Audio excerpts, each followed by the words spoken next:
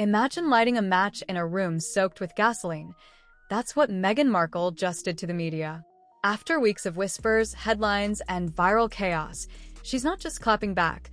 She's launching a legal missile straight at the heart of tabloid journalism. This isn't a PR spin. This is war in courtrooms and comment sections, and Meghan isn't coming quietly. She's reportedly suing several major media outlets for pushing explosive, false rumors, accusing her of a secret pregnancy and reckless.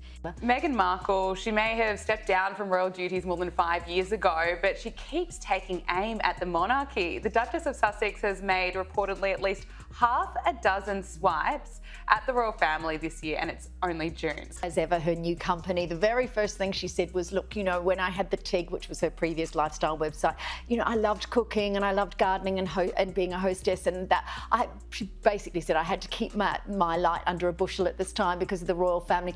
Then we get her Netflix show. Dangerous behavior tied to substance use. To her team, it wasn't just gossip, it was a strategic hit job, like someone carving graffiti into the side of her reputation, hoping the damage would stick. One insider said it was like throwing paint on a wedding dress just to watch it stain. Now, the question isn't if Meghan is serious. It's how far she's willing to go. Because this case, it could change everything about how the media covers the rich, the famous, and the royal. And if she loses, the floodgates of defamation might open wide. Harry Sussex? I have no idea. And no, Meghan, no one knew that. Like, why are you correct? I'm going to show you how to make a happy, warm, loving home after I have successfully severed my husband's ties from his entire family.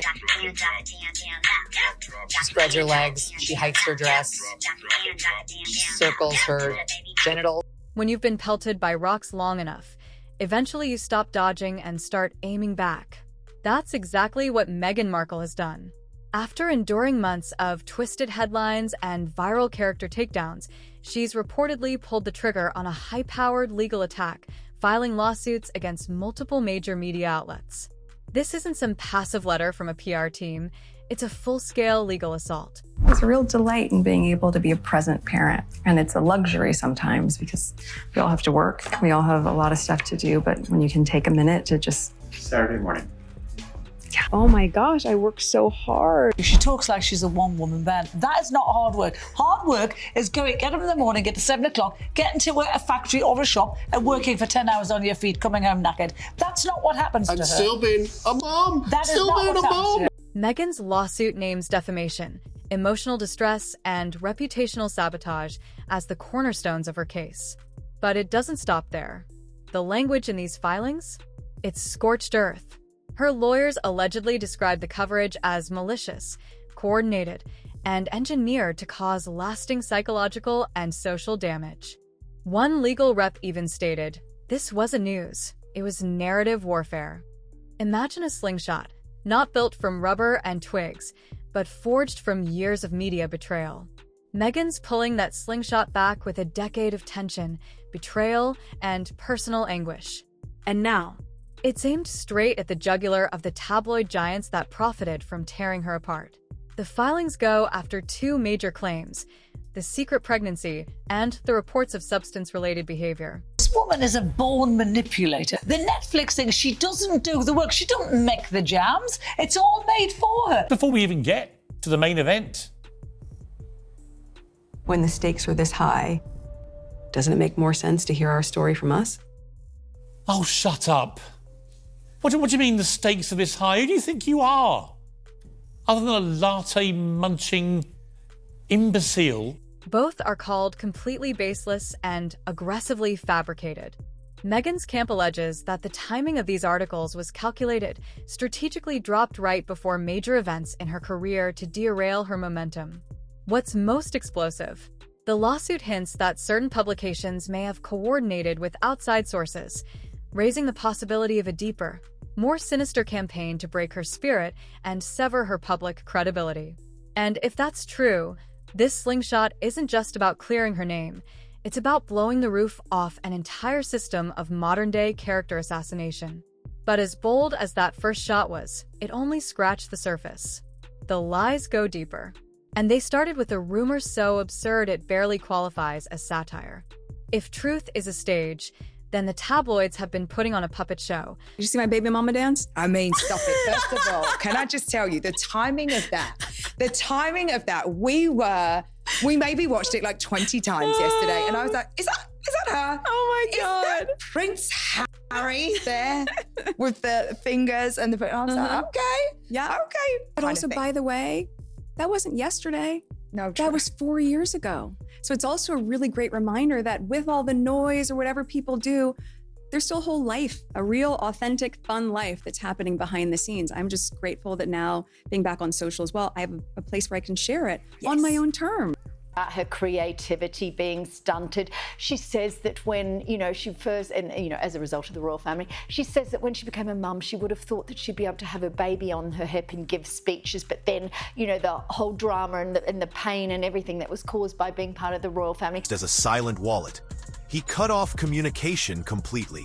That's right, Tyler Perry, the man who gave them a roof when no one else would, has officially walked away. And from the tone of his message, he won't be coming back. One of the most jaw-dropping moments in Perry's speech came when he revealed that Meghan tried. With no strings attached to reality. They didn't report. They performed. They twisted, exaggerated, and then doubled down. The star of their sick little play? Meghan Markle, and the story? That she was secretly pregnant.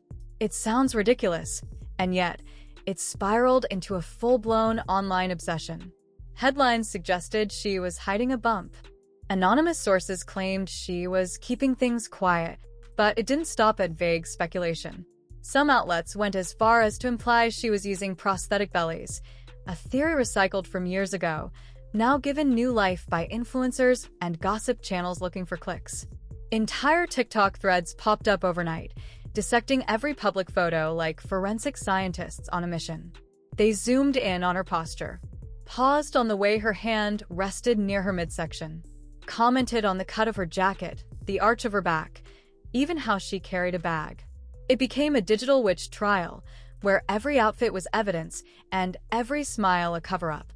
Meghan's team didn't stay silent. In court documents, they called these accusations a violation of human dignity and womanhood. Back of your head. This gruesome twosome only survived by cashing in on what's left of their royal status now. I said it before, I'll say it again tonight. King Charles should strip them of all their remaining titles and cast them out from any connection to the royal family. How could any of them trust them, as far as I could throw them? Because without it, they're just whining millennial windbags. One insider said they turned her body into a tabloid battleground. Every angle analyzed, every inch speculated on, without consent, without truth.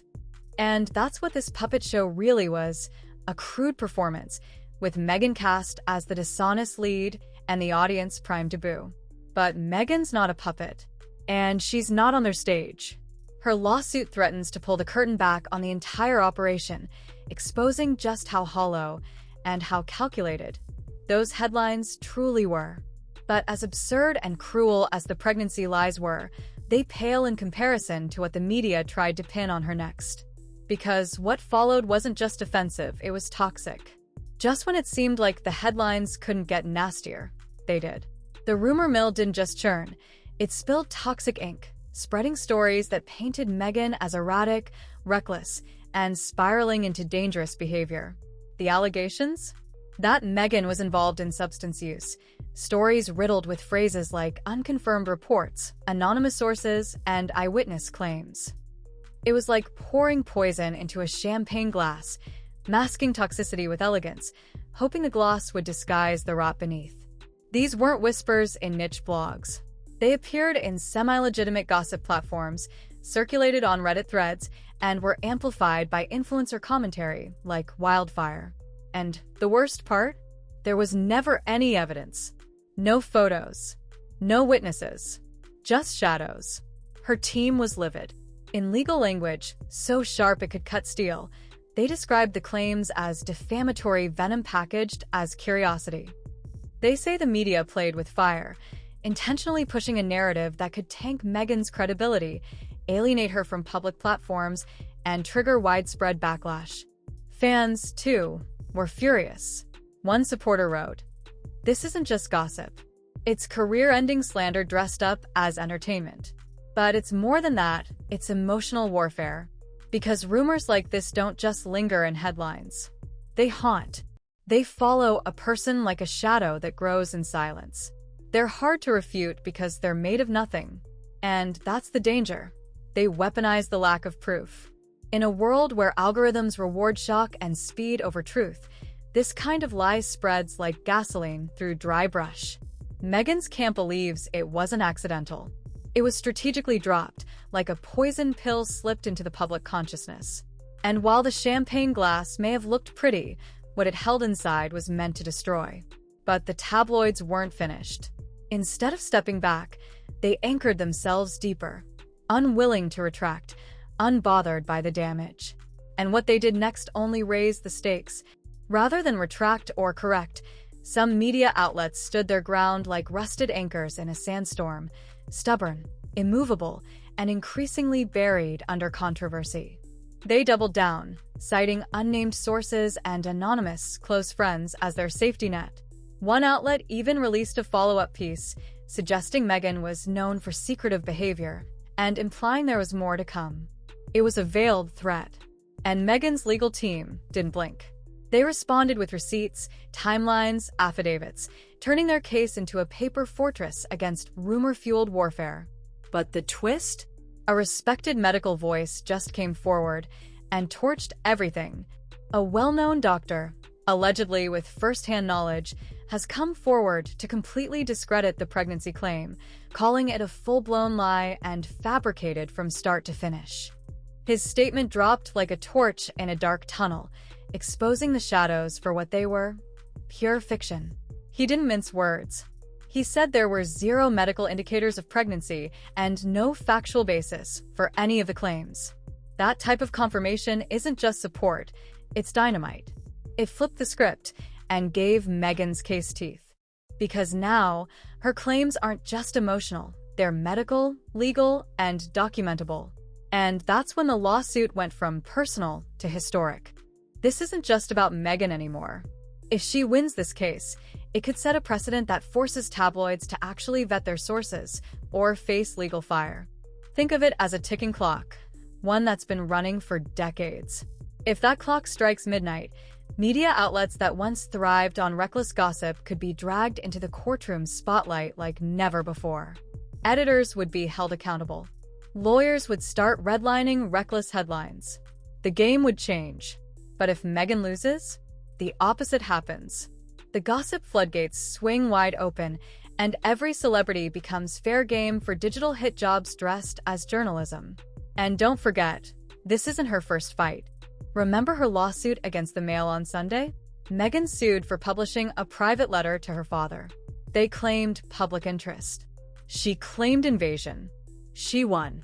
That case alone sent shockwaves through UK tabloids, proving she wasn't bluffing. It was like a queen raising her shield in a field of snipers, outnumbered but unshaken. And now, she's doing it again. But this time, the stakes are higher. The lies more vile. The damage deeper. Because this time, they went after her integrity, her motherhood, her sanity. And she's not letting that go unanswered. Sources close to Meghan say this wasn't random. They believe it was a coordinated smear campaign, like a Hollywood-style heist, planned, choreographed, and executed with precision. Every piece of false reporting served a purpose. Plant doubt, raise eyebrows, tarnish her image just enough to make people wonder. Not ruin her, just stain her enough to make her unmarketable. Her team is now combing through media trails, contact logs, and anonymous quotes, allegedly building a case to expose who planted what, when, and why. Because if this was a hit job, someone's fingerprints are on the trigger. And Meghan's team is ready to match prints. This isn't just about Meghan's name. This is about media power and accountability. The courtroom has become the new battlefield, and Meghan's drawing a line in the sand. If she wins, it will redefine the rules of celebrity warfare. The tabloids will learn that not everyone rolls over when smeared, and other public figures may follow her lead. But if she loses, the message will be clear: lie loud enough and no one can stop you. The war isn't over. But the first shot has been fired, and this time, Meghan Markle isn't just defending herself. She's going on the attack.